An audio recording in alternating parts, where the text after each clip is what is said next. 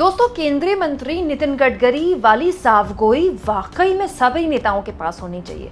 गडकरी साहब आजकल कुछ भी बोल रहे हैं, कुछ भी मतलब कुछ भी बोल रहे हैं। अभी कुछ दिन पहले उन्होंने कहा था कि उन्हें चुनाव से पहले प्रधानमंत्री पद का ऑफर मिला था। एक बड़े नेता ने उनको ऑफर किया था कि आप हमारी साइड आ जाइए, हम आपको पीएम बनाएंगे, लेकिन वो उनके उसूलों के खिलाफ था, इसीलिए उस तरह के ऑफर को तो उन्होंने एकदम ठुकरा दिया। और अब नितिन गडकरी साहब पता है क्या कह रहे हैं? वो कह रहे हैं कि सरकार जो होती ना विष कन्या होती। बताइए दोस्तों, यही नहीं, मोदी जी के मंत्री नितिन गडकरी ने अपनी ही सरकार के एक फैसले पर उंगली उठा दी है, वो भी ठीक चुनाव से पहले। महाराष्ट्र में चुनाव है नवंबर में, और वहां एनडीए की क्या स्थिति है दोस्तों, मुझे आपको बताने की जरूरत नहीं है।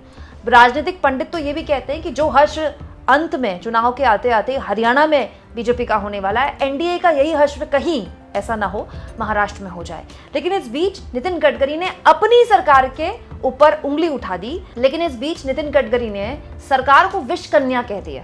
नितिन गडकरी की बात पहले आप सुनिए, उसके बाद मैं आपको पूरा माजरा समझाऊंगी। मेरा तो मत है, कोई भी पार्टी की सरकार हो, सरकार को दूर रखो। सरकार ये विष कन्या होती है, जिसके साथ जाती है उसको डुबाती है। ये आप इनके लफड़े में पड़ो मत। जो सब्सिडी लेना है ले लो, पर ये कोई कब मिलेगी कुछ मिलेगी कोई भरोसा नहीं होता।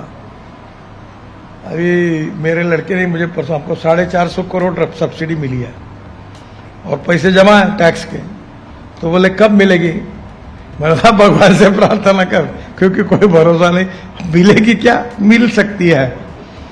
अब वो जब आएगी, अभी लाडली बहन योजना शुरू होगी तो सब्सिडी का पैसा उनको भी उस काम के लिए देना पड़ा, तो नेचुरल लटक गई। अभी बीच में टेक्सटाइल वालों की इंडस्ट्री बंद पड़ी, उनकी पावर की सब्सिडी नहीं मिली, फिर टेक्सटाइल वाले बंद होने के कगार पर थे। रोज मुझे लोग मिलते हैं कि मैं ऐसी हालत में हूँ, कोई एनसीएलटी में जाना है, सब्सिडी नहीं मिली। तो प्रॉब्लम यही है कि हम हमारे भरोसे प्लान करें। तो दोस्तों, मजाकिया अंदाज में ही सही, लेकिन नितिन गडकरी ने वो बात बोली है जो गहरी चोट महाराष्ट्र की एनडीए सरकार को कर सकती है। नितिन गडकरी ने सरकार के लिए कहा कि विष कन्या की तरह होती है सरकार, जो उसके साथ जाती है उसे बर्बाद कर देती है, इसीलिए उस मामले में मत पड़ो। ये मजाक में कह रहे थे नितिन गडकरी, लेकिन जो बात उन्होंने बोली है, जिस बात के संदर्भ में ये बात बोली है, वो बहुत गहरी है। दोस्तों, महाराष्ट्र की शिंदे सरकार ने अभी कुछ दिन पहले लड़की बहन योजना शुरू की है, लाडली बहन योजना के तर्ज पर, और इसमें एक मुश्त पैसा राज्य की महिलाओं के खाते में जाएगा। क्योंकि मध्य प्रदेश में लाडली बहन योजना का काफ़ी फायदा हुआ बीजेपी की सरकार को, और बीजेपी की सरकार जिसकी स्थिति बहुत अच्छी नहीं थी, काफ़ी गुस्सा था, उसके बावजूद भी सरकार दोबारा बन गई। तो इसी कोशिश से एक बार फिर से महाराष्ट्र में भी उसी योजना को शुरू किया गया कि भाई एमपी में चल सकती है तो महाराष्ट्र में भी चल सकती है। जानकार तो ये भी कहते हैं कि महाराष्ट्र का चुनाव लेट किया ही इसलिए गया कि 2-3 किश्तें महिलाओं के खाते में आ जाएं तो उनको एक तरह से राजनीतिक बेनिफिट मिल जाए एनडीए सरकार को। अब इस पूरे के पूरे मसले पर इसी प्रोग्राम में नितिन गडकरी ने कहा कि महिलाओं को आर्थिक मदद देने के लिए शुरू की गई महाराष्ट्र सरकार की लड़की बहन योजना से दूसरे क्षेत्रों की सब्सिडी के भुगतान पर असर पड़ सकता है।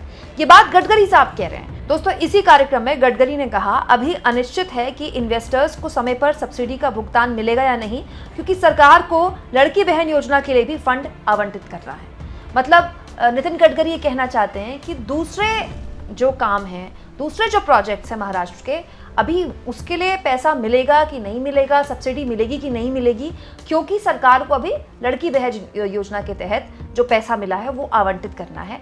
यानी ये कहने का मतलब हुआ नितिन गडकरी का कि जो इम्पोर्टेंट प्रोजेक्ट्स हैं, जो ज़रूरी प्रोजेक्ट्स हैं, वो अटके पड़े हैं महाराष्ट्र में।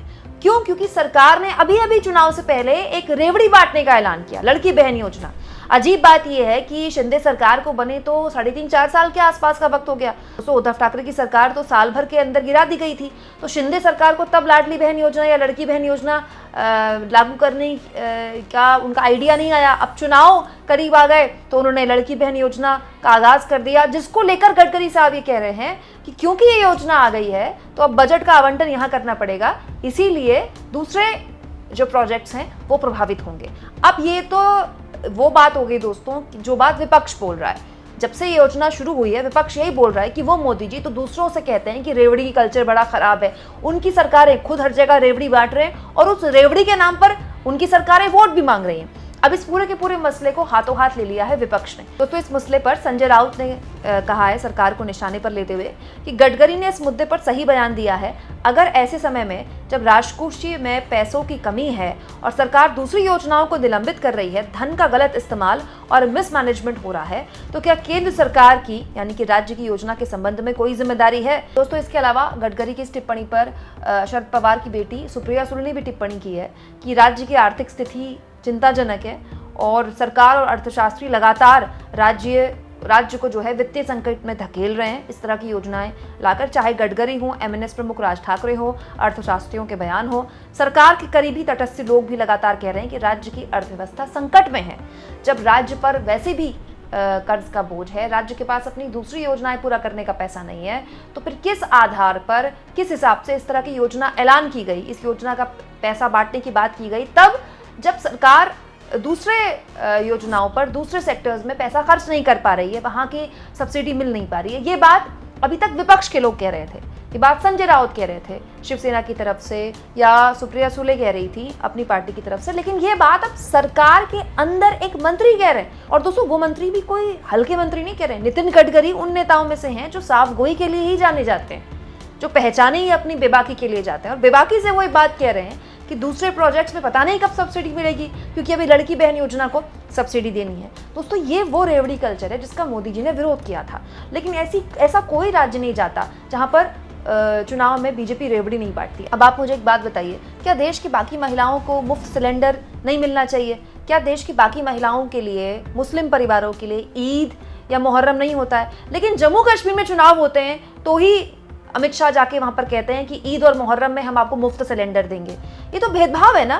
देश की हर मुस्लिम परिवार को ईद और मुहर्रम में फ्री सिलेंडर मिलना चाहिए। ठीक वैसे ही जिस मोदी सरकार पर यह आरोप है कि उसने 400 का सिलेंडर 1100 पर कर दिया, वही बीजेपी, वही दल जब अलग अलग राज्यों में चुनाव लड़ता है तो वो बड़े आराम से ये ऐलान कर देता है कि हमारी सरकार आएगी तो हम 400 में या 500 में सिलेंडर देंगे। अरे भाई, सिंपल सी बात है, आपकी सरकार तो पूरे देश में केंद्र की सरकार है ना, तो केंद्र सरकार कर देना 400 रुपए का सिलेंडर। मतलब लोगों को 400 का सिलेंडर मिले, इसके लिए क्या वो इंतजार करेंगे कि उनके राज्य में चुनाव हो तो वादा आए, तो वादा पूरा हो? ये बड़ी अजीब सी स्थिति है दोस्तों। मैं तो कहती हूँ दोस्तों, नितिन गडकरी जैसे लोगों को शुक्रिया कहना चाहिए हमें। अब उनकी बात भले ही सरकार को अच्छी लगे ना लगे, लेकिन कम से कम उनकी बात सुननी तो चाहिए।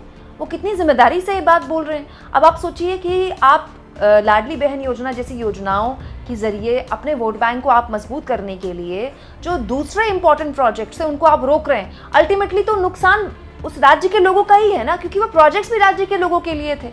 और जो इंफ्रास्ट्रक्चर के प्रोजेक्ट्स रोके जाते हैं दोस्तों इस तरह की योजनाओं में पैसा देने के लिए, वो बहुत दूरदर्शी प्रोजेक्ट होते हैं। अगर कोई हाईवे बनना है, सोचिए, तो वो हाईवे ऐसा थोड़ी है कि 5 साल बाद सरकार जिसकी चली जाएगी तो वो हाईवे खत्म हो जाएगा। वो हाईवे अगले 50 सालों के लिए रहेगा।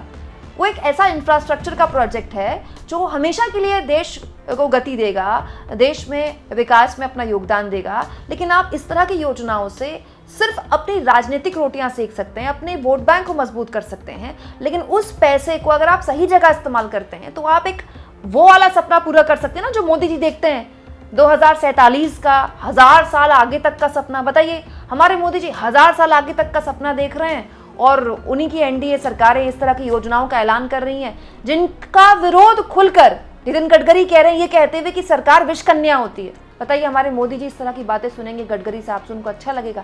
हालांकि गडकरी साहब तो आजकल कुछ भी बोल रहे हैं। मोदी जी को तब अच्छा लगा होगा जब गडकरी साहब ने कहा होगा, वो भी मोदी जी के तीसरी बार पीएम बनने के बाद, कि ऑफर तो मुझे भी था लेकिन मेरे उसूल बहुत बड़े हैं और मैंने ठुकरा दिया पीएम बनने का ऑफर।